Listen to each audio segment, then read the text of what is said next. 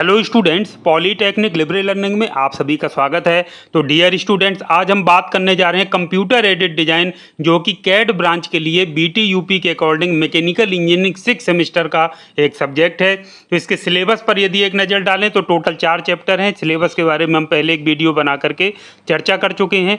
आज हम बात करने जा रहे हैं जो पहला चैप्टर है इसका, जिसका टाइटल है कैड हार्डवेयर। ये पूरा का पूरा चैप्टर सिलेबस के अकॉर्डिंग हम क्या करेंगे, आज की इस वीडियो में कवर करेंगे। तो आपको साथ में कॉन्सेप्ट समझते चलना है और जो मेन पॉइंट्स हैं, की पॉइंट्स हैं, उनको नोट करते हुए चलना है। तो सिलेबस पर एक नज़र डालें तो बहुत सिंपल सा सिलेबस है। ये सारे कॉन्सेप्ट आप पहले पढ़ चुके हैं, सिर्फ हमको एक बार रिवीजन करना है। जैसे कैड हार्डवेयर में जैसे different types of graphic display devices कौन कौन से होते हैं, जैसे stroke writing, raster, beam penetration colour CRT, shadow mask colour CRT, TFT monitor. इसके अलावा इनपुट डिवाइसेस जैसे mouse, digitiser, light pen, joystick, thumb wheel, track ball, scanner. Graphics output devices होते हैं जैसे प्लॉटर्स एंड प्रिंटर्स, इनके बारे में पढ़ना है। तो आइए सबसे पहले हम जान लेते हैं कि ग्राफिक्स डिस्प्ले डिवाइसेस या ग्राफिक्स डिस्प्ले उपकरण होते क्या हैं। तो ग्राफिक्स डिस्प्ले डिवाइस वे उपकरण होते हैं जो कंप्यूटर या अन्य इलेक्ट्रॉनिक उपकरणों से प्राप्त ग्राफिकल डेटा को दृश्य रूप में प्रदर्शित करते हैं। तो ग्राफिकल डिस्प्ले डिवाइसेस क्या होते हैं? ये ऐसे उपकरण होते हैं जो कंप्यूटर या अन्य इलेक्ट्रॉनिक उपकरणों से प्राप्त ग्राफिकल डेटा को क्या करते हैं, दृश्य रूप में प्रदर्शित करते हैं। ये डिवाइस कंप्यूटर स्क्रीन हो सकती है, मॉनिटर, टेलीविज़न स्क्रीन, प्रोजेक्टर आदि हो सकते हैं। तो ये जो हम देखते हैं घरों में, चाहे आपके कंप्यूटर हो, लैपटॉप हो, आप टेलीविज़न हो या प्रोजेक्टर हो, तो इन सब से जो आपको ये डिस्प्ले दिखाई देता है, जो दृश्य रूप में दिखाई देता है, तो वो किसकी वजह से दिखाई देता है? ग्राफिक्स डिस्प्ले डिवाइसेस की वजह से। तो ये जो विभिन्न प्रकार के ग्राफिक्स डिस्प्ले उपकरण या डिवाइस होते हैं, उनके बारे में हम बात करेंगे जो आपके सिलेबस में दिए हुए हैं। जैसे पहला है स्ट्रोक राइटिंग डिस्प्ले। तो स्ट्रोक राइटिंग डिस्प्ले क्या होता है? नाम से ही पता चल रहा है, शब्द का जरूर ध्यान दीजिएगा। तो स्ट्रोक राइटिंग डिस्प्ले, जिसे वेक्टर डिस्प्ले भी कहा जाता है, इसको और क्या कहते हैं? Vector display. तो ये पिक्सल के बजाय क्या करता है, सीधी रेखाओं या स्ट्रोक का उपयोग करके चित्र बनाते हैं। तो यहाँ पर इसके जो इसका टॉपिक है, हेडिंग है स्ट्रोक राइटिंग। तो ये क्या करता है, पिक्सल पर क्या करता है, चित्र ना बना करके किसके द्वारा बनाता है? सीधी रेखाओं या स्ट्रोक का उपयोग करके, इसलिए इसको कहते हैं स्ट्रोक राइटिंग डिस्प्ले। तो स्ट्रोक राइटिंग डिस्प्ले, इसको वेक्टर डिस्प्ले भी कहा जाता है, और ये पिक्सल के बजाय सीधी रेखाओं या स्ट्रोक का उपयोग करके चित्र बनाते हैं। इसकी विशेषताएं की बात करें तो विशेषताएं क्या होती हैं? छवियों यानी इमेजेस को हिंदी में छवि कहते हैं। तो इमेजेस मतलब छवियों, एक से अधिक छवियों का हो गया, को वेक्टर द्वारा विनिर्दिष्ट मार्गों के साथ इलेक्ट्रॉन बीम को निर्देशित करके बनाया जाता है। यह विधि प्रारंभिक कंप्यूटर ग्राफिक्स और ऑसिलोस्कोप में सामान्य थी। यानी पहले जो कंप्यूटर ग्राफिक्स आते थे और ऑसिलोस्कोप वगैरह आते थे, उनमें इस विधि का ज़्यादा उपयोग किया जाता था। इसका उपयोग क्या है? विशेष रूप से जैसे राडार डिस्प्ले है और प्रारंभिक कंप्यूटर डिस्प्ले जो ग्राफिक सिस्टम है, जैसे विशेष अनुप्रयोगों में उपयोग किया जाता है। तो आप समझ गए होंगे। दूसरा है रेस्टर डिस्प्ले। ये क्या होता है? रेस्टर डिस्प्ले को हम रेस्टर स्कैन डिस्प्ले भी कहते हैं, और ये पिक्सल की ग्रिड पैटर्न में रोशनी करके चित्र बनाते हैं। ये किस टेक्निक का यूज करते हैं? पिक्सल का। तो पिक्सल की ग्रिड पैटर्न जो होती है उसमें रोशनी करके ये चित्र बनाते हैं, तो इसको कहते हैं रेस्टर डिस्प्ले या रेस्टर स्कैन डिस्प्ले। तो विशेषता इसकी क्या है? स्क्रीन को पिक्सल के मैट्रिक्स में विभाजित किया जाता है और छवि यानी इमेज उपयुक्त पिक्सल को प्रकाशित करके क्या होती है, बनाई जाती है। तो यह विधि अधिकांश आधुनिक डिस्प्ले तकनीकों जैसे CRT, LCD और LED का आधार है। CRT आप सभी जानते हैं, कैथोड रे ट्यूब, आगे हम बात करेंगे। LCD आप जानते हैं, LED आप सभी के घरों में प्रयोग हो रही हैं। तो ये उसका आधार है, ये जो तकनीक है। तो फिर से एक बार रिवीजन करा देता हूँ। रेस्टर डिस्प्ले या इसको रेस्टर स्कैन डिस्प्ले कहते हैं। ये पिक्सल की ग्रिड पैटर्न में रोशनी करके चित्र बनाते हैं। इसकी विशेषताएं, स्क्रीन को पिक्सल के मैट्रिक्स में विभाजित किया जाता है और जो इमेज होती है, छवि, वो उपयुक्त पिक्सल को प्रकाशित करके क्या करती है, बनाई जाती है। तो यह विधि अधिकांश आधुनिक डिस्प्ले तकनीकों जैसे CRT, LCD और LED का आधार है। उपयोग इसका क्या है? व्यापक रूप से जो टीवी होता है यानी टेलीविज़न, कंप्यूटर मॉनिटर और अधिकांश आधुनिक डिस्प्ले उपकरणों में इसका ही प्रयोग किया जाता है। अब बात कर लेते हैं, नेक्स्ट टॉपिक है वो है beam penetration colour CRT। Beam penetration colour CRT, तो यह एक प्रकार का CRT, इसके नाम में ही लिखा है, देखिए बीम पेनिट्रेशन कलर और फिर ये लिखा है CRT। CRT का फुल फॉर्म क्या होता है? Cathode ray tube. तो एक प्रकार का ये CRT है, लेकिन CRT के पहले ये शब्द लग गया बीम पेनिट्रेशन कलर। तो इसका क्या मतलब है हम इसको समझ लेते हैं।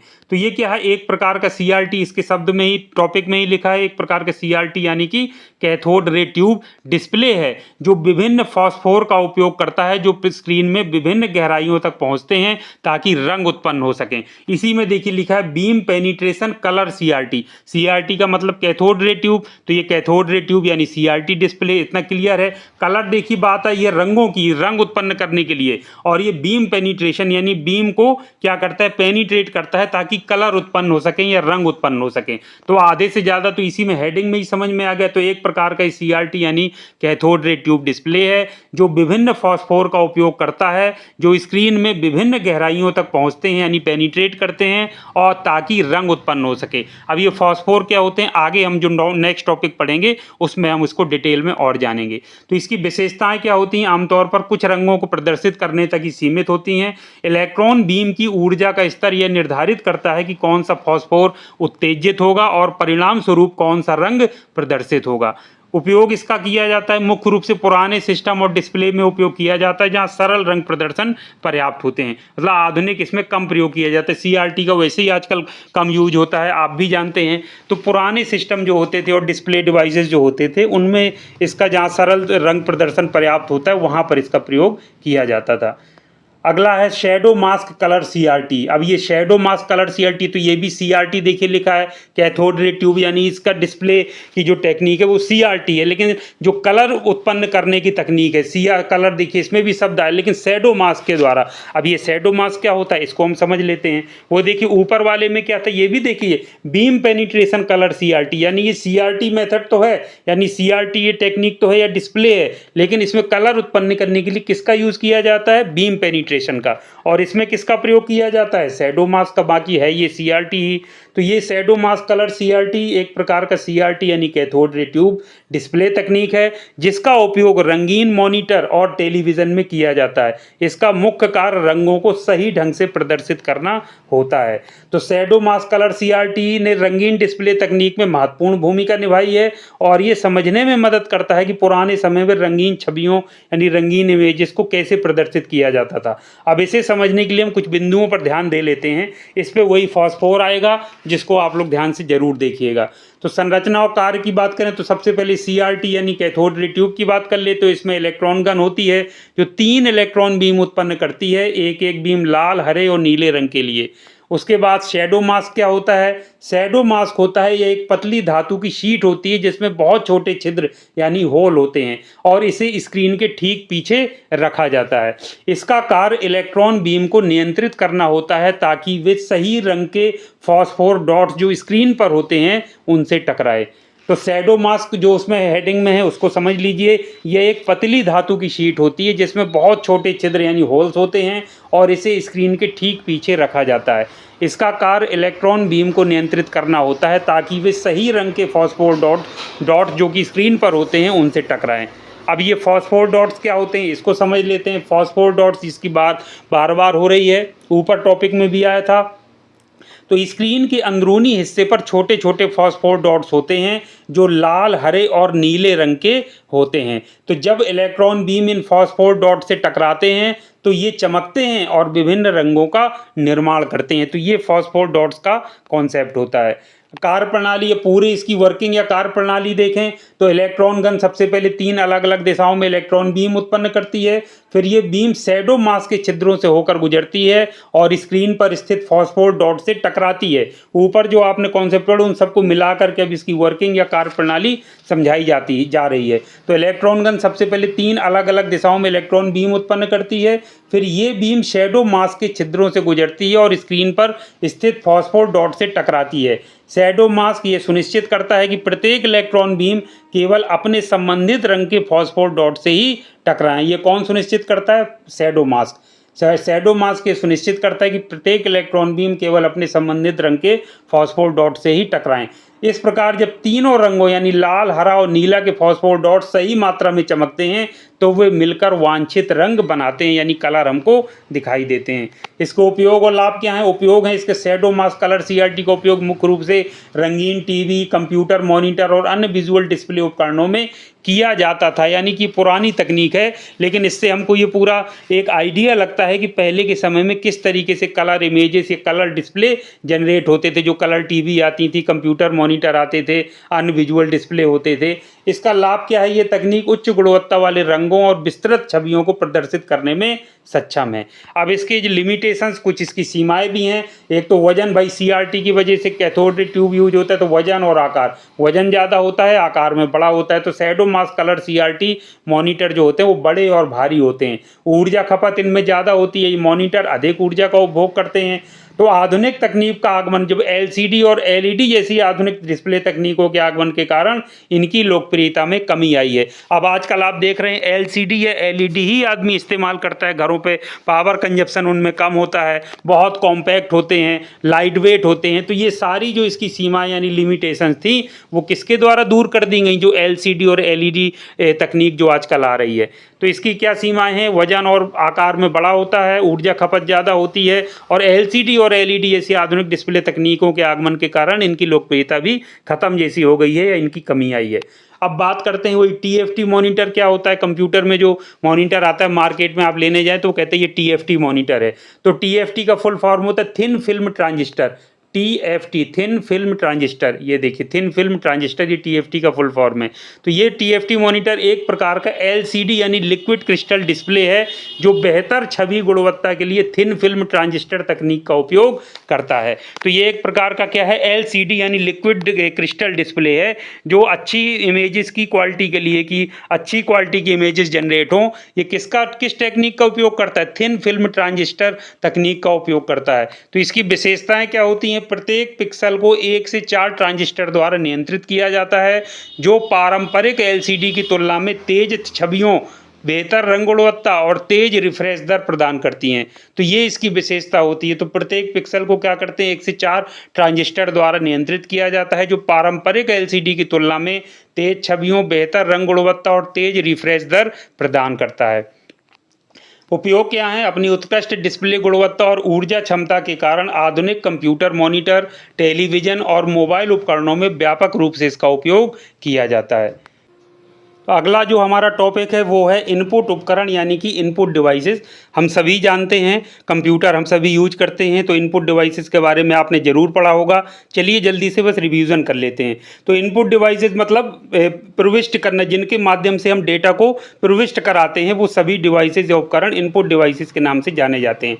तो कंप्यूटर में इनपुट डिवाइसेस वे उपकरण होते हैं जो हमें कंप्यूटर में डेटा और कमांड दर्ज करने की अनुमति देते हैं। जैसे कीबोर्ड हो गया, कीबोर्ड के माध्यम से हम डेटा एंटर करते हैं कंप्यूटर में, माउस के माध्यम से करते हैं। तो इस तरीके के जो उपकरण होते हैं वो सभी डेटा इनपुट डिवाइसेस कहलाते हैं। तो ये कंप्यूटर में इनपुट डिवाइसेस वे उपकरण होते हैं जो हमें कंप्यूटर में डेटा और कमांड दर्ज करने की अनुमति देते हैं।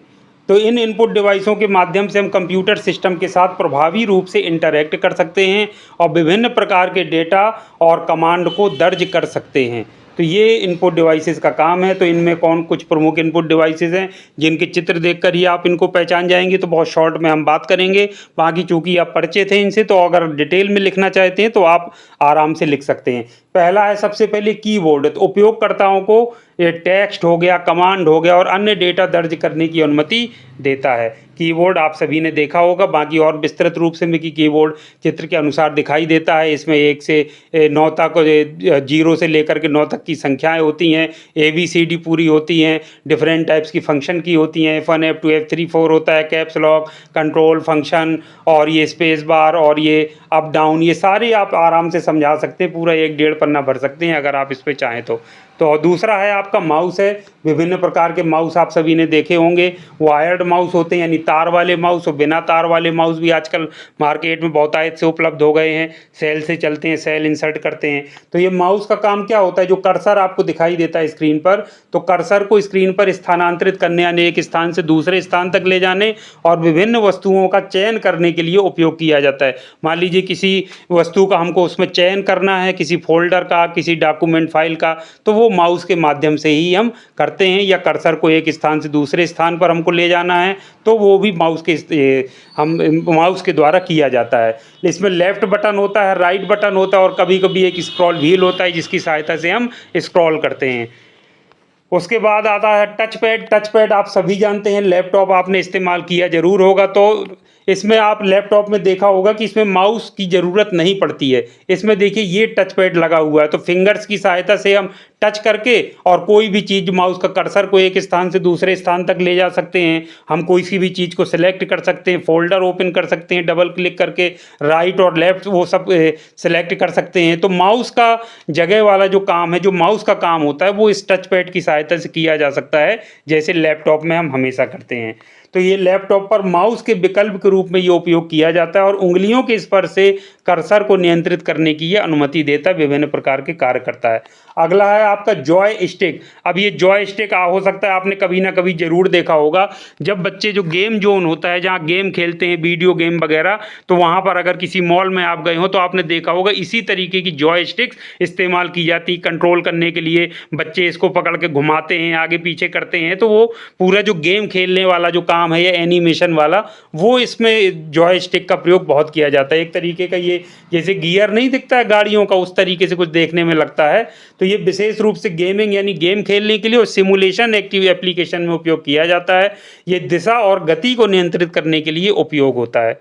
अगला है ट्रैक बॉल। ट्रैक बॉल मतलब इसमें बॉल शब्द का भी प्रयोग है, तो बॉल आ रहा है और ट्रैक बॉल लगा हो, तो ये देखिए कुछ इस तरीके से होता है। तो ये माउस जैसा, जो माउस में आप देखते हैं तो माउस में कुछ अलग तरीके का होता है, इसमें एक देखिए बॉल लगी हुई है। तो ये बॉल को हम कंट्रोल करके या घुमा करके ये करके हम क्या करते हैं, काम करते हैं, जो काम हम माउस से करते हैं। तो माउस का एक वैकल्पिक रूप हम इसको कह सकते हैं ट्रैक बॉल, जिसमें एक स्थिर बॉल होती है, देखिए बॉल लगी है, इसलिए इसको कहते हैं ट्रैक बॉल। तो ये जो बॉल लगी है, तो ये क्या है, ये बॉल लगी होती है, तो इसको घुमाकर हम क्या करते हैं, कर्सर को नियंत्रित करते हैं। तो ये क्या है, माउस का एक वैकल्पिक रूप है, कम स्थान में काम करने के लिए ये उपयोगी होता है। अगला स्कैनर। हम सभी जानते हैं कि स्कैनर का प्रयोग होता है, कोई भी डॉक्यूमेंट है, कोई इमेज है यानी फ़ोटो है, उसको स्कैन करके डिजिटल रूप में हम कन्वर्ट करते हैं। कई तरीके के स्कैनर्स आते हैं आजकल, तो मोबाइल में भी हम लोग हाथ से पकड़ के स्कैनर का यूज करके कोई भी डॉक्यूमेंट स्कैन कर लेते हैं। ये फ्लैट बेड स्कैनर आते हैं, आजकल 3-in-1 प्रिंटर आते हैं, प्रिंटर के साथ ऊपर में स्कैनर भी लगा होता है। तो ये स्कैनर कुछ देखने में इस तरीके का होता है, डॉक्यूमेंट रखते हैं और स्कैन कर लेते हैं। तो ये दस्तावेजों और इमेज को डिजिटल फॉर्मेट में परिवर्तित करता है। विभिन्न प्रकार के स्कैनर उपलब्ध हैं, जैसे फ्लैट बेड, शीट फेड और हैंडहेल्ड स्कैनर। अगला है ग्राफिक्स टैबलेट। ग्राफिक्स टैबलेट या इसी को डिजिटाइजर भी कहते हैं। सिलेबस में आपके क्या लिखा है, डिजिटाइजर। तो डिजिटाइजर को ही हम ग्राफिक्स टैबलेट भी कहते हैं, इस बात को आप जरूर ध्यान रखना। तो अब इसको ध्यान से देखो, आपने जरूर ध्यान, इसको कंप्यूटर के साथ हम क्या करते हैं या लैपटॉप के साथ कनेक्ट कर लेते हैं। फिर आप देखेंगे कि ये जो पेन जैसा ये दिख रहा है, स्टाइलस जैसे इसको बोलते हो, ये स्क्रीन, तो इसमें हम जो भी लिखेंगे, जो लिखते जाएंगे, जो डायग्राम बनाएंगे, तो वो सब हमको स्क्रीन पर दिखाई देगा। तो आपने देखा होगा कई बार लोग वीडियो में जैसे पढ़ाते हैं, तो वो इनके पास यही ग्राफिक्स टैबलेट या डिजिटाइजर रखा होता है, उस पर वो लिखते जाते हैं। जैसे कोई हमको समीकरण समझाना है, मान लीजिए मैथ्स पढ़ाना है, गणित पढ़ाना है, तो फार्मूला लिख देंगे, उसको सॉल्व करते चलेंगे। कोई डायग्राम बना के समझाना है, तो इसमें हम बनाएंगे और दिखाई किस में देगा, कंप्यूटर स्क्रीन पर। तो ये बहुत अच्छा है, जो तो ये वो होता है आपका ग्राफिक्स टैबलेट के नाम से, डिजिटाइजर के नाम से जाना जाता है। बहुत ही महत्वपूर्ण और उपयोगी उपकरण या डिवाइस ये जाना जाता है। इस तरीके से भी देखिए, ये आप इस तरीके से कई तरीके के अलग अलग कंपनियां बनाती हैं, इनको आप आसानी से बाजार से सस्ती दरों पर आप आजकल ले सकते हैं मार्केट में, और ऑनलाइन बहुत उपलब्ध हैं।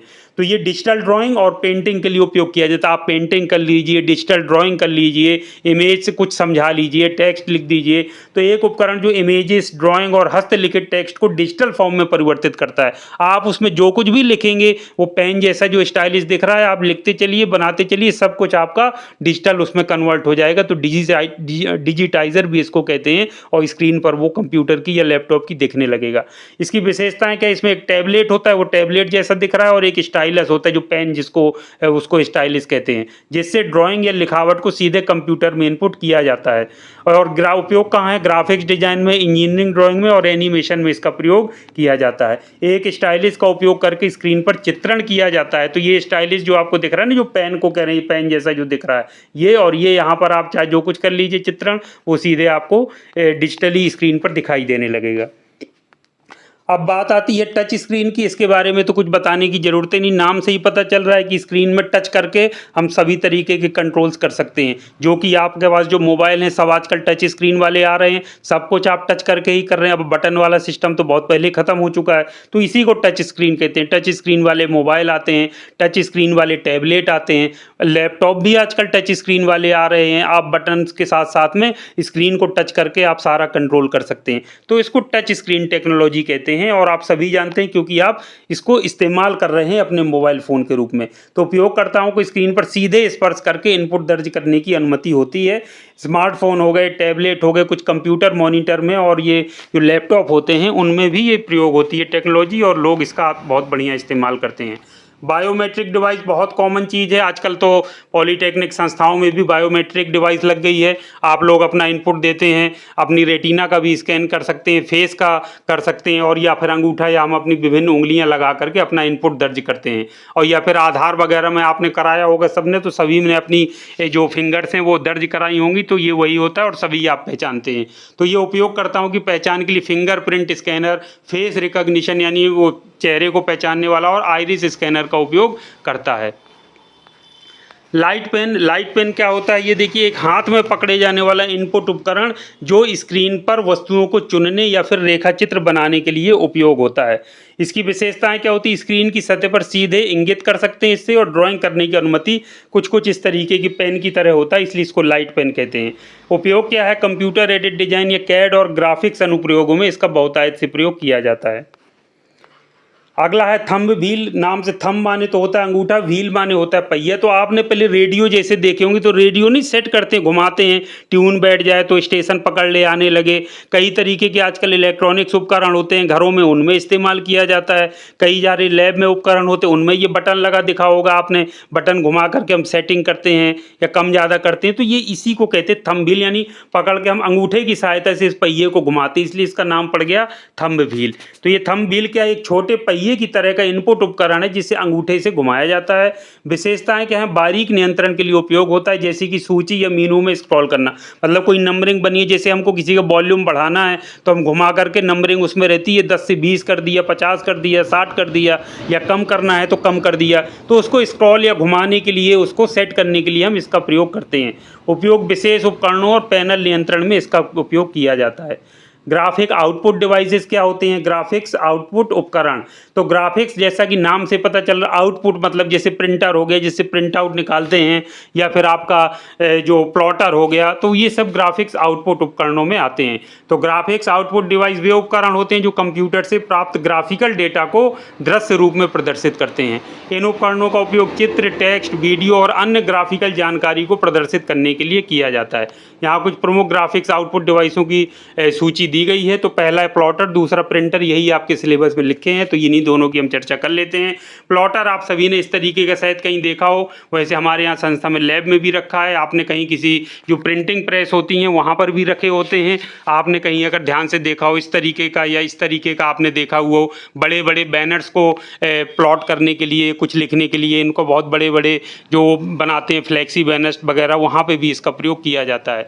तो यह एक विशेष प्रकार का प्रिंटर होता है जो बड़े प्रारूप के ग्राफिकल आउटपुट जैसे इंजीनियरिंग ड्राइंग्स और आर्किटेक्चरल डिजाइन को क्या करता है? प्रिंट करता है। तो विशेषताएं जिसमें प्लॉटर, पेन या अन्य ड्राइंग उपकरणों का उपयोग करके कागज पर लाइनों को खींचता है, या अन्य मटेरियल्स पर भी ये ड्राइंग कर सकता है, जिससे विस्तृत और बड़े आकार के प्रिंट आउट उत्पन्न होते हैं। ये कई रंगों और सटीकियों में उपलब्ध होते हैं। उपयोग इसका इंजीनियरिंग ड्राइंग में, आर्किटेक्चरल प्लान और अन्य बड़े प्रारूप ग्राफिक्स के लिए व्यापक रूप से ये उपयोग किया जाता है। लाभ क्या है इसके? उच्च सटीकता और विस्तार प्लॉटर बड़ी और जटिल डिजाइन बनाने में सक्षम होते हैं। विभिन्न प्रकार के मीडिया प्लॉटर विभिन्न प्रकार के कागज और अन्य सामग्री पर प्रिंट कर सकते हैं। सीमाएं इसकी क्या है, एक तो धीमी गति, प्लॉटर अन्य प्रिंटर की तुलना में अधिक समय लेते हैं। उच्च लागत, प्लॉटर और उनकी परिचालन लागतें अधिक हो सकती हैं। और दूसरा, प्रिंटर तो आप सभी जानते हैं, घरों में, ऑफिस में, कॉलेजेस में आपने जरूर देखे होंगे, प्रिंटर कागज लगा होता है, कमांड आप देते हैं प्रिंट करने के लिए, चित्र हो, टेक्स्ट हो, कुछ भी हो, आप दे दीजिए, वो आपको प्रिंट होकर के सामने मिल जाएगा। तो बहुत कॉमन है आज के समय में। तो ये एक आउटपुट डिवाइस है प्रिंटर, जो डिजिटल डेटा को हार्ड कॉपी यानी कागज पर प्रिंट करके देता है या उसमें बदल देता है। विभिन्न प्रकार के प्रिंटर उपलब्ध हैं, जैसे इंकजेट प्रिंटर, इंक भरी जाती है, उसमें बॉटल्स लगी होती हैं, इंक की बॉटल्स आती हैं, खत्म हो जाता है तो उड़ेल देते हैं। लेज़र प्रिंटर लेज़र टेक्निक का उपयोग करता है। डॉट मैट्रिक्स प्रिंटर ये पहले चला करते थे, आजकल तो डॉट मैट्रिक्स प्रिंटर वगैरह खत्म हो गए, ज़्यादातर इंकजेट प्रिंटर या लेज़र प्रिंटर का ही प्रयोग किया जाए। तो थर्मल प्रिंटर भी होते हैं। विशेषताएं क्या होती हैं इन सब की, ये विभिन्न गुणवत्ता, गति और रंग क्षमताओं में उपलब्ध होते हैं। कलर प्रिंटर आते हैं, अच्छी क्वालिटी के आजकल आते हैं, हाई स्पीड वाले आते हैं, तुरंत सेकंडों में खटाखट पेज निकालते चले जाते हैं। उपयोग इनका क्या है, दस्तावेजों, छवियों और ग्राफिक्स की मुद्रण के लिए घरों में, कार्यालयों में और पेशेवर सेटिंग्स में व्यापक रूप से उपयोग इनका किया जाता है। लाभ क्या है, एक तो तेजी और कुशलता होती है। प्रिंटर विभिन्न गति में उपलब्ध होते हैं जो तेजी से मुद्रण की सुविधा प्रदान करते हैं। बहुमुखी उपयोग हम कर सकते हैं, वर्सेटाइल यूज है। प्रिंटर दस्तावेज, फोटो और ग्राफिक्स की मुद्रण में बहुमुखी होते हैं। सीमाएं इनकी क्या होती हैं, गुणवत्ता में विविधता होती है। इंकजेट और लेज़र प्रिंटर की गुणवत्ता में अंतर हो सकता है। इंकजेट अलग तरीके से वो करता है, लेज़र प्रिंटर की क्वालिटी आपको अलग मिलेगी। परिचालन लागत, इंक और टोनर की लागत समय के साथ बढ़ सकती है, तो इसकी लागत भी टोनर की अलग अलग होती है। इसे कंपनी से खरीदेंगे तो बहुत कॉस्टली पड़ेगा, रिफिल करा लेंगे तो सस्ता पड़ जाएगा। तो ये इसकी सीमाएँ हैं। इस तरीके से सिलेबस के अकॉर्डिंग जो भी निर्धारित था हमने पढ़ा। एक तरीके से कहें तो रिवीजन आपने कर लिया, क्योंकि आप किसी न किसी रूप में इन सब चीज़ों को पढ़ चुके हैं। तो उम्मीद करता हूं कि सिलेबस के अकॉर्डिंग कॉन्सेप्ट आपको समझ आया होगा। बहुत छोटा सा चैप्टर है और बहुत ही कॉन्सेप्चुअल चैप्टर है, हम सभी से रिलेटेड है कहीं ना कहीं। और चूंकि आप लोग कैड स्पेशलाइजेशन के हैं तो आप लोगों को तो इसमें बिल्कुल महारत हासिल होनी चाहिए। तो अच्छे से पढ़िए, मेहनत से पढ़िए। मिलते हैं नेक्स्ट वीडियो में, एक चैप्टर फिर लेंगे और पूरे एक वीडियो में उस चैप्टर को फिनिश करेंगे सिलेबस के according. Thank you very much. आप सभी का दिन मंगलमय हो।